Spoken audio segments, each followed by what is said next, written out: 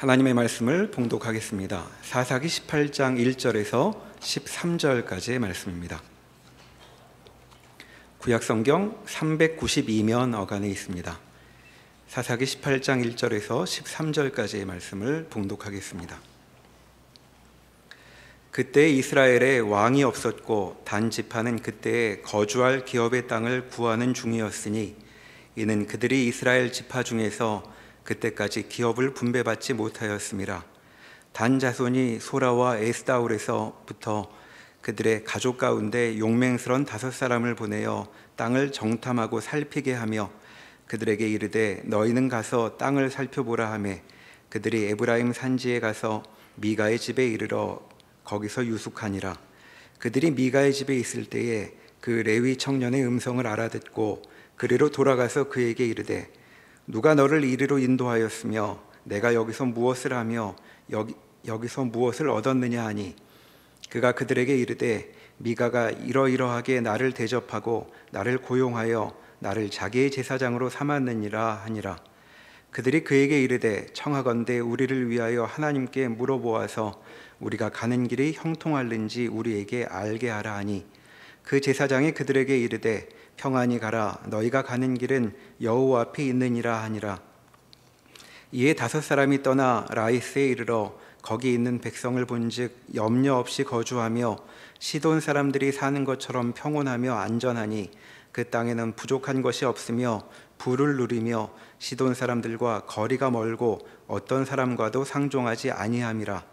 그들이 소라와 에스다올에 돌아가서 그들의 형제들에게 이르매 형제들이 그들에게 묻되 너희가 보기에 어떠하더냐 하니 이르되 일어나 그들을 치러 올라가자. 우리가 그 땅을 본즉 매우 좋더라. 너희는 가만히 있느냐? 나아가서 그 땅 얻기를 게을리하지 말라. 너희가 가면 평화로운 백성을 만날 것이요 그 땅은 넓고 그곳에는 세상에 있는 것이 하나도 부족함이 없느니라. 하나님이 그 땅을 너희 손에 넘겨주셨느니라 하는지라. 단 지파의 가족 중 600명이 무기를 지니고 소라와 에스다올에서 출발하여 올라가서 유다에 있는 기럇 여아림에 진치니 그러므로 그곳 이름이 오늘까지 마한에 다니며 그곳은 기럇 여아림 뒤에 있더라. 무리가 거기서 떠나 에브라임 산지 미가의 집에 이르니라. 아멘. 사사기 저자는 이스라엘의 한 가정의 영적 타락이 결국은 이스라엘 전체가 영적으로 타락한 증거다 이렇게 이야기를 합니다. 그리고 하나님의 백성이 언약 백성으로서의 삶을 살지 못하고 이렇게 영적으로 타락하고 무너진 책임은 하나님의 백성답게 말씀을 가르치고 바른 길로 인도해야 할 레위 지파가 그 책임을 다하지 못한 이유다 이렇게 이야기를 합니다. 그리고 레위 지파가 그 책임을 다하지 못한 원인은 말씀 부재에 있었다. 이겁니다. 말씀의 부재, 하나님의 말씀이 없었다라고 하는 것은 하나님의 말씀을 하시지 않거나 아니면 주셨던 말씀이 끊어진 것이 아니라 하나님은 항상 그 말씀을 풍성하게 부어주시지만 이스라엘 백성들이 받은 하나님의 말씀을 자신들의 삶으로 살아내지 못했다라고 하는 뜻이 됩니다. 사사기 중간중간에 마치 후렴구처럼 삽입되는 문장 하나가 있습니다. 그러나 이 문장은 문장의 어떤 반복되는 의미나 리듬을 맞추기 위해서 써놓은 문장이 아니라 사사기 저자가 사사 시대를 관통하며 바라본 시각 가운데에서 반드시 놓치지 않고 보아야 할 부분이 있다 해서 기록해 놓은 말씀입니다. 그때에 이스라엘의 왕이 없으므로 사람들이 자기의 소견에 옳은 대로 행하였더라라고 하는 말씀입니다. 결국 이 말씀은 하나님이 주신 말씀을 생명같이 여기고 그 말씀을 주신 하나님을 왕으로 모시고 살아야 할 백성들이 그렇게 살지 못하고 자기의 생각과 뜻에 따라 살게 되었을 때 영적 타락과 도덕적 부패로 이어질 수밖에 없었다라고 하는 이야기를 강력하게 전하고 있는 내용입니다. 사사기 18장은 단 지파의 내용이 주된 내용입니다. 그리고 이 단 지파가 미가와 그 집안에 있던 제사장과 어떻게 엮이고 있는가라고 하는 설명들을 자세히 하고 있습니다. 여기에서도 말씀을 시작할 때에 그때 이스라엘에 왕이 없었다라고 하는 말을 붙임으로 인하여서 이들이 앞으로 할 내용들이 하나님의 뜻에 맞지 않는 일이다라고 하는 전제를 두고 시작을 하고 있습니다. 사실은 사사기 18장 전체를 봐야 하는데 내용이 너무 길어서 저희는 앞부분만 보았고 그 뒤에 나오는 내용은 제가 간략하게 설명을 드리도록 하겠습니다. 단지파는 자신들이 거주할 땅을 찾고 있습니다. 우리가 지금 사는 것이 불편한데 좀 더 살기 편한 우리가 정착할 땅을 찾아야 되겠다, 이런 생각에 5명의 정탐꾼을 보내게 됩니다. 이들은 좋은 땅을 찾아야 된다라고 하는 그런 사명을 부여받고 떠났습니다. 이들이 자기들이 거하고 있는 곳을 떠나서 어디까지 올라왔는가 하면 바로 미가가 살고 있는 에브라임 산지까지 오게 됩니다. 그리고 미가의 집에서 잠시 머물게 되는데 이 정탐꾼이 머물며 보니까 이 미가의 집에 제사장이 있는 거예요. 한 집안에 제사장이 있는 것은 특이하기 때문에 묻습니다. 너 여기서 뭐 하고 있느냐? 이렇게 물을 때에 이 제사장이 뭐라고 대답하는가 하면 이 미가가 이러이러하게 나를 대접하고 나를 고용하여 내가 이 집안의 제사장으로 일을 하고 있다, 이렇게 답을 합니다. 제사장의 직분은 하나님이 세우십니다. 하나님만이 세우시는 거룩한 직분입니다. 하나님이 아닌 그 누구도 세울 수 없는 직분입니다.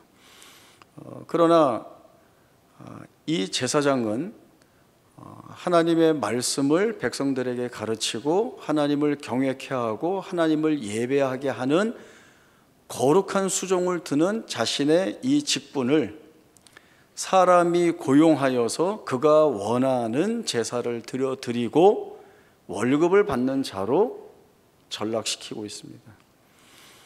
이것은 이 제사장조차도 하나님의 말씀 가운데 명령하신 가장 중요한 내용이 무엇인지를 깨닫지 못하고 있는 것이고, 하나님이 제사장이라고 하는 거룩한 직분에 맡겨주신 그 의미 있는 내용이 무엇인지를 스스로 인정하지 않고 다 무너뜨리고 있는 것입니다. 그리고 나중에 시간이 지나서 이 단지파 사람들이 와서 이 미가의 집에 있는 에봇과 드라빔, 새긴 우상까지 다 빼앗아 가고, 그리고 이 제사장에게 제안을 했습니다. 한 집안의 제사장으로 있는 것이 낫겠느냐, 아니면 이스라엘의 한 지파를 담당하는 제사장이 더 낫겠느냐, 같이 가자는 거죠. 이때 이 제사장은 뒤도 돌아보지 않고 이 단지파를 따라갔습니다. 혼자 따라간 것이 아니라 그 미가의 집에 있던 에봇과 드라빔과 새긴 우상을 훔쳐서 따라가게 되었습니다. 하나님을 예배하는 자라고 하는, 말씀을 맡은 자라고 하는 그 거룩한 제사장이 정의와 공의, 신실함과 성실함을 드러내야 할 자가 자기가 맺은 언약조차도, 약속조차도 아무렇지도 않게 여기고 버젓이 배신하는 일을 아무 거리낌 없이 행하고 있습니다. 이 제사장이 누구인가 하면 그 앞에 나왔던 정보로는 유다 가족에 속한 유다 베들레헴에 거주하던 레위인이다, 이렇게 알려졌었는데 사사기 18장 뒤에 30절에 보면 이 레위인을 모세의 손자요 게르솜의 아들 요나단이다, 이렇게 설명을 하고 있습니다. 모세에게는 두 아들이 있는데 첫째 아들이 게르솜이고 둘째 아들이 엘리에셀입니다. 그 첫째 아들 게르솜의 아들 요나단이다라고 하는 것이죠. 그 뒤에 말씀을 더 보면 이 제사장 요나단과 그의 후손은 단 지파와 맺은 약속대로 그 단 지파에서 오랫동안 제사장의 일을 하고 지냅니다. 결국은 잘 먹고 잘 살았다는 겁니다. 그러면 다 된 건가? 그러면 행복하게 살았다는 얘기인가? 사실 우리에게 많은 질문을 던져주는 내용입니다. 단지파가 지났던 문제도 좀 살펴보겠습니다. 사사기 1장 마지막에 보면 쫓아내지 못한 가나안 족속에 관한 말씀이 나옵니다. 이스라엘의 모든 지파들이 여호수아로부터 가나안 땅을 분배받습니다. 그 분배받은 땅에 있는 가나안 족속을 쫓아내고 그 땅에서 살아야 하는데, 쫓아내지 못한 가나안 족속이 있다라고 하는 것은 분배받은 땅에서 가나안 족속을 쫓아내지 못한 이스라엘의 여러 지파가 있다라고 하는 뜻입니다. 므낫세 지파를 비롯한 몇몇의 지파들이 그곳에 사는 가나안 족속을 쫓아내지 못했고 단 지파도 그 중에 하나입니다. 사사기 1장 34절에 보면 아모리 족속이 단 자손을 산지로 쫓아보내고 그 산지에 머물게 하고 산 아래 골짜기로 내려오지 못하게 했다라고 하는 말씀이 있습니다. 아모리 족속은 약한 족속은 아닙니다. 아주 강인한 족속이고 이스라엘에게 두려움의 대상이 될 만한 그런 족속입니다. 그러나 단 지파가 이들을 쫓아내지 못한 이유는 그들이 강하고 단 지파가 약해서가 아니라 하나님이 주신 명령, 그 주민과 언약을 맺지 말고 그들이 섬기고 있는 제단을 헐어버려라 라고 하는 이 말씀을 따르지 않았기 때문입니다. 결국 단 지파는 그곳에 살고 있는 자들과 언약을 맺었고 그들이 섬기는 우상의 제단을 헐지 않았기 때문에 하나님이 주신 그 약속의 땅을 받지 못한 것입니다. 그렇게 산지로 쫓겨 들어간 이 단 지파 사람들은 이제 자신들이 좀 더 편안하게 살 수 있는 새로운 정착지를 찾아보기로 한 것입니다. 그러나 여기서부터 틀린 거죠. 받아야 한다면 하나님이 주신 것을 받아야 합니다. 다른 것을 찾거나 구해서는 안 됩니다. 자기들이 산지로 쫓겨 올라가서 머물고 있었다라고 한다면 이제 다시금 자신들을 하나님 앞에 세우고 하나님이 주신 약속의 말씀을 다시 한번 기억하고 그 말씀에 순종하는 모습을 가지고 다시금 정복 전쟁에 나서야 합니다. 그렇게 했다면 하나님이 처음 주셨던 그 약속의 분배받은 땅을 이 단 지파가 분명히 찾을 수 있었을 것입니다. 그러나 이 단 지파는 자기가 원하는 정착지를 소망하고 있습니다.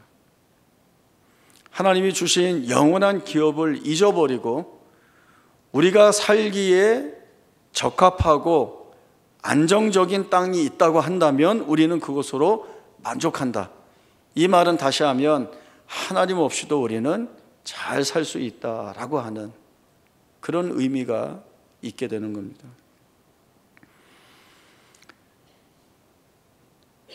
정탐꾼 5명이 돌아보았던 지역은 라이스라고 하는 곳입니다. 거기에 가봤더니 너무 살기 좋은 그런 조건들에 있는 성읍을 발견했고 자기 지파 사람들에게 알리기 위하여 돌아갑니다. 단지파 사람들이 묻습니다. 너희가 보기에 어떠하더냐? 정탐꾼의 대답은 우리가 보기에 매우 좋은 땅이었다라고 이야기합니다.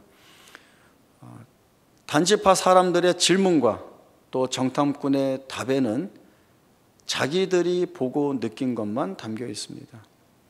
그들의 대화에는 하나님은 없습니다. 하나님이 주신 약속도 없고 하나님이 말씀하신 뜻도 담겨 있지 않습니다. 그리고 이 정탐꾼들이 하는 말은 하나님이 이 땅을 너희에게 주었으니 올라가서 차지하라 라고 하는 겁니다. 하나님 그 말씀 주시지 않았습니다. 하나님이 주시지 않은 말씀을 하나님이 주신 말씀처럼 한다라고 하는 것은 하나님을 이용한 자기들이 하고 싶은 말을 하고 있는 모습입니다. 앞에서도 똑같은 일이 있었습니다. 처음 정탐꾼이 미가의 집에서 제사장에게 물었습니다. 우리가 가는 길이 형통한지 하나님께 물어달라라고 했을 때 이 제사장은 너희가 가는 길은 하나님 앞에 있으니 평안히 가라라고 이야기했습니다. 이들의 대화에 하나님은 가장 중요한 핵심적인 주제요 내용처럼 보였지만 사실은 그 대화에서 하나님은 껍데기에 불과했습니다. 왜요? 하나님이 하시지 않은 말씀을 서로 나누고 듣고 있기 때문에 그렇습니다. 결국 이런 모습은 정탐꾼들은 자기가 듣고 싶은 말을 얻어내기 위한 질문을 한 것이고 제사장은 하나님의 뜻과 상관없이 질문을 한 사람들이 듣기 원하는 말을 한 것에 불과합니다. 이렇게 하나님의 뜻을 드러내고 구하고 찾아간 사람들이 결국 자기 지파 사람들과 함께 한 일은 무엇입니까? 라이스 성읍을 빼앗은 것입니다. 정복했다가 아니라 빼앗았다라고 표현하는 것은 하나님이 이스라엘 백성들에게 가나안 정복 전쟁하기 전에 주신 말씀, 이 땅을 내가 너희에게 주었으니 너희는 올라가서 차지하라라고 하는 그 정복 명령과는 완전히 다르기 때문에 그렇습니다. 하나님이 주신 것을 차지하는 것은 하나님의 명령과 그 뜻에 따른 정복 전쟁입니다. 그러나 하나님이 주시지 않은 것을 빼앗기 위해 올라가는 것은 자기들이 원하는 것을 얻어내기 위한 수단에 불과하고 하나님이 주시지 않은 것을 빼앗는 것은 폭력에 불과합니다. 단지파는 미가의 모든 것을 빼앗았고 라이스 성읍의 모든 것을 빼앗았습니다. 이런 모습은 폭력을 기반으로 하고 살아가는 사람들의 전형적인 모습입니다. 정의도 없고 공의도 없습니다. 법도 없고 상식도 없습니다. 이들에게 있는 것은 잔인하고 거칠고 무자비한 모습만 남아 있습니다. 사사시대를 이런 모습으로 살고 있는 단지파, 결국 이스라엘 백성들 모두가 이런 타락하고 부패한 모습으로만 살고 있다는 것을 보여주고 있습니다. 아무리 하나님의 이름을 부르고 하나님의 뜻을 구하고 하나님을 예배하고 있지만 그러나 더 깊이 들어가 그들의 행실을 돌아보면 하나님의 이름을 부르는 행위에 불과한, 하나님의 뜻을 구하는 행위에 불과한, 하나님을 예배하는 것처럼 보이는 행위에 불과한 일들을 하고 있는 것입니다. 그 어디에도 하나님은 빠져 있습니다. 헛되고 거짓된 예배라고 하면 우리가 늘 생각나는 말씀이 있습니다. 이사야 1장에 있는 말씀이죠. 저희 함께 찾아보겠습니다. 이사야 1장 1절에서 4절까지의 말씀, 그리고 10절에서 15절까지의 말씀을 제가 읽겠습니다. 유다 왕 우시야와 요담과 아스와 히스기야 시대의 아모스의 아들 이사야가 유다와 예루살렘에 관하여 본 계시라. 하늘이여 들으라, 땅이여 귀를 기울이라. 여호와께서 말씀하시기를 내가 자식을 양육하였거늘 그들이 나를 거역하였도다. 소는 그 임자를 알고 나귀는 그 주인의 구유를 알건만은 이스라엘은 알지 못하고 나의 백성은 깨닫지 못하는도다 하셨도다. 슬프다, 범죄한 나라요, 허물진 백성이요, 행악의 종자요, 행위가 부패한 자식이로다. 그들이 여호와를 버리며 이스라엘의 거룩하신 이를 만우리 여겨 멀리하고 물러갔도다. 10절입니다. 너희 소돔에 관원들아 여호와의 말씀을 들을지어다. 너희 고모라의 백성아 우리 하나님의 법에 귀를 기울일지어다. 여호와께서 말씀하시되 너희의 무수한 재물이 내게 무엇이 유익하뇨? 나는 순양의 번제와 살찐 짐승의 기름에 배불렀고 나는 수송아지나 어린 양이나 순염소의 피를 기뻐하지 아니하노라. 너희가 내 앞에 보이러 오니 이것을 누가 너희에게 요구하였느냐? 내 마당만 밟을 뿐이니라. 헛된 재물을 다시 가져오지 말라. 분향은 내가 가증히 여기는 바요. 월삭과 안식일과 대회로 모이는 것도 그러하니 성회와 아울러 악을 행하는 것을 내가 견디지 못하겠노라. 내 마음이 너희의 월삭과 정한 절기를 싫어하나니 그것이 내게 무거운 짐이라. 내가 지기에 곤비하였느니라. 너희가 손을 펼 때에 내가 내 눈을 너희에게서 가리고 너희가 많이 기도할지라도 내가 듣지 아니하리니 이는 너희의 손에 피가 가득함이라. 하나님은 이스라엘 백성들을 부모로서 내가 자식을 양육하였지만 이 자식들이 부모인 나를 버렸다, 이렇게 말씀합니다. 그리고 소도 그 임자를 알고 나귀도 그 주인의 구유를 알지만 이 소나 나귀와도 못할 일들을 너희가 내 앞에서 행하였다, 이렇게 말씀을 합니다. 그리고 이 이스라엘 백성들을 소돔의 관원, 고모라의 백성이라고 말합니다. 의인 10명이 없어서 하나님 앞에 유황불 심판을 받아 멸망한 이 소돔과 고모라의 백성들과 너희가 다르지 않다라고 하는 말씀을 분명하게 전해주시고 있습니다. 저희가 함께 읽은 말씀을 보면 하나님께 올려드리는 제사와 관련된 단어들이 줄줄이 열거되어 나오고 있습니다. 무수한 제물, 순양의 번제, 살찐 짐승의 기름, 수송아지, 어린 양, 염소, 분향, 월삭, 안식일, 성회, 절기, 대회 다 나오고 있지만 그러나 하나님은 이 모든 것이 내게 유익하지 않다, 내가 기쁘지 않다, 내가 견디지 못하겠다, 내가 싫다라고 말씀을 하고 있습니다. 왜냐하면 이들이 드리는 제사에 하나님이 빠져 있기 때문에 그렇습니다. 하나님 앞에 나와서 예배하는 모습을 보이고 있지만 거기에 하나님을 담지 않고 있습니다. 하나님께 드리는 예배가 아니고 하나님에 빠져 있는 예배라고 한다면 그 예배는 헛된 예배, 거짓된 예배, 죽은 예배일 수밖에 없습니다. 예배가 헛되고 거짓되고 죽으면 당연히 하나님이 받지 않으시고 그리고 그 예배는 하나님이 가증히 여기시는 것이 되고 맙니다. 이스라엘 백성들은 무엇보다도 살아있는 말씀을 붙들어야 하나님 앞에 바른 예배자로 설 수 있다는 것을 알아야 합니다. 이 사실을 놓쳤기 때문에 예배자로 섰지만 바른 예배자가 아닌 헛되고 거짓된 예배자에 불과했습니다. 오늘 우리에게 말씀은 어떻습니까? 그리고 이 말씀을 우리는 우리의 삶으로 살아내고 있습니까? 그리고 이 말씀을 살아냄으로 인하여서 우리는 하나님 앞에 바른 예배자로 서 있습니까? 우리가 거룩한 주일날 한 자리에 모여서 같은 신앙 고백을 하고 한 목소리로 찬송하고 기도하고 이렇게 하나님 예배 드리는 것은 참으로 귀하고 복됩니다. 하나님이 우리에게 베풀어 주시는 큰 영광입니다. 그러나 우리가 이 예배를 어떠한 마음으로 어떻게 드리느냐? 내가 이렇게 예배 드림으로 나는 하나님께 할 거 다 했어.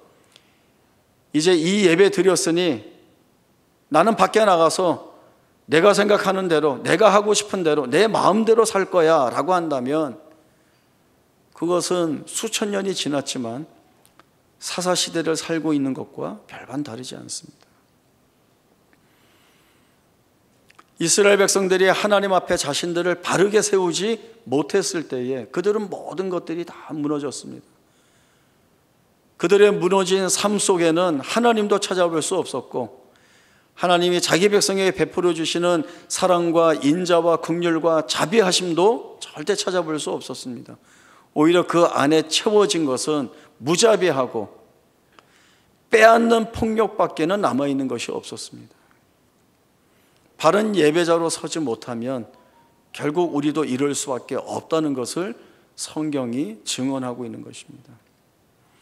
말씀을 생명의 말씀으로 받아 하나님 앞에 바른 예배자로 선다고 한다면 우리가 드리는 이 예배를 하나님이 기쁘게 받으시는 예배가 될 것이고, 하나님이 기쁘게 받으시는 그 예배를 드린 자는 나아가서 그리고 누구에게나 하나님의 예배자로 살아야 하는 것이 마땅합니다. 오늘 제 설교의 결론 부분은 우리 장로님의 기도의 일부가 담겨 있습니다. 저는 기도 듣다가 깜짝 놀랐습니다. 장로님, 저는 어떻게 해요? 이제 내가 그 결론을 해야 되는데, 여러분이 세움받은 자리, 하나님이 보내신 자리가 예배자로 세우신 자리고 보내신 자리입니다.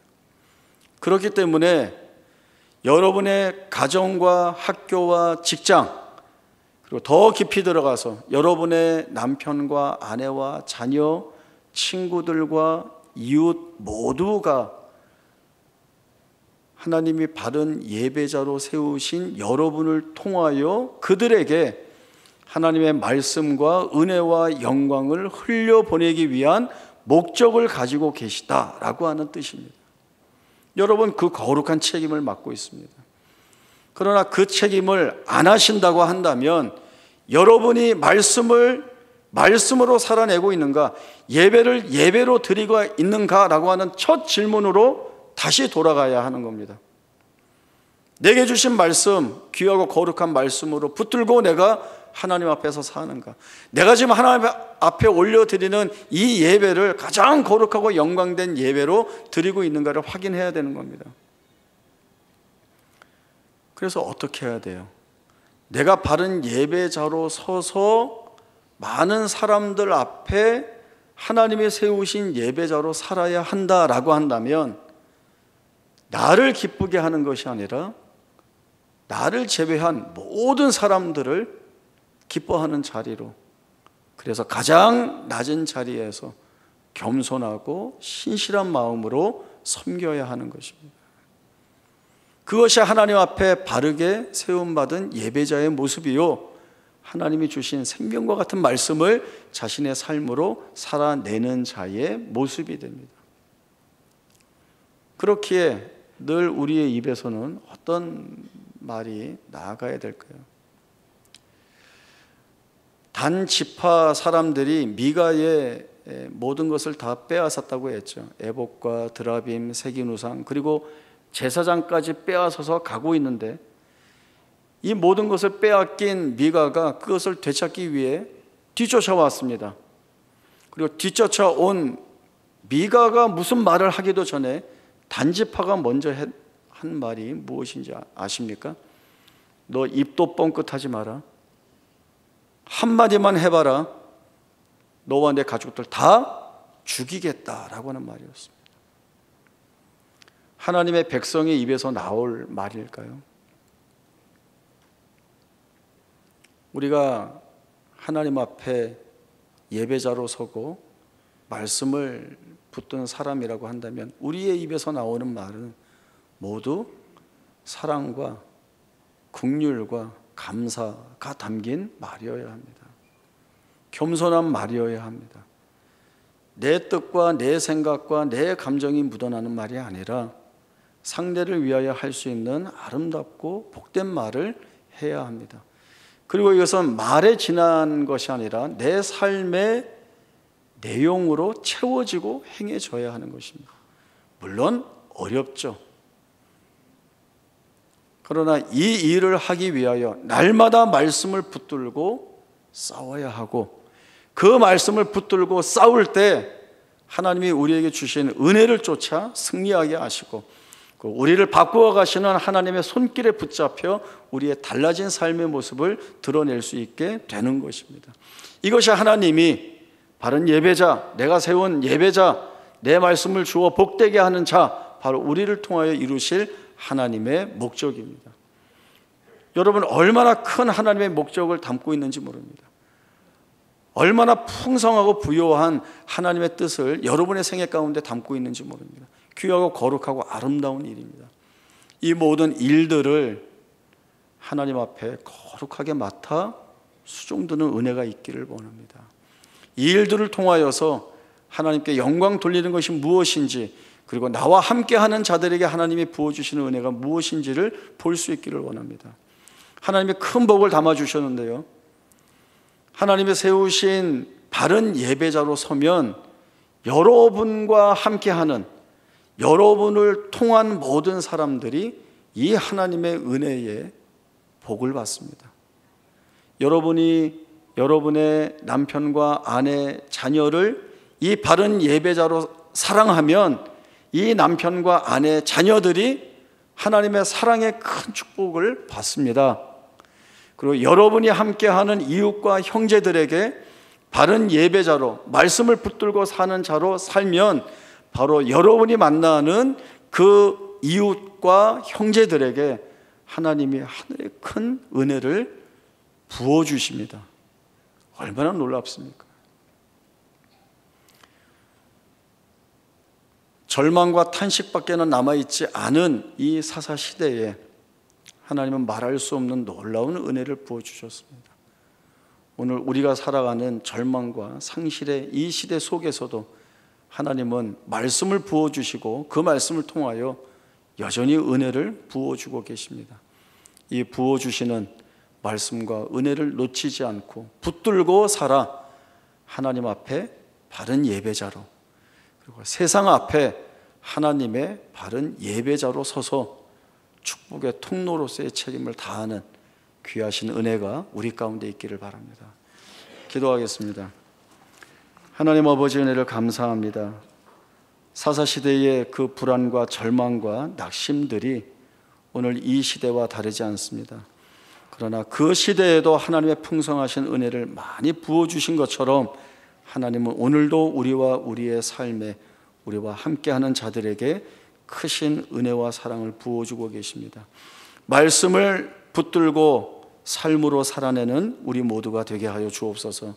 그리하여 하나님 앞에 바른 예배자로 서게 하시고 또 하나님의 사랑과 은혜와 긍휼과 자비를 전하는 축복의 통로가 되게 하셔서 우리와 또 우리와 함께하는 자녀와 후손, 이웃과 형제들에게 주의 사랑을 전하는 우리 모두의 복된 생애가 되게 하여 주옵소서. 영광의 찬송으로 살게 하시는 그 은혜를 쫓아 평생 하나님께 감사하며 사는 우리 모두가 되게 하여 주옵소서. 지금은 우리 주 예수 그리스도의 은혜와 하나님 아버지의 크신 사랑과 성령 하나님의 충만하신 역사가 하나님 앞에 바른 예배자로 서서 그 주신 말씀을 붙들고 하나님의 영광의 찬송으로 살아가며 또 우리와 함께하는 자들에게 주의 사랑과 긍휼과 은혜를 나누는 축복의 통로가 되어 살리라 다짐하는 주의 사랑하는 성도들 머리 위에 영원토록 함께 있을지어다. 아멘.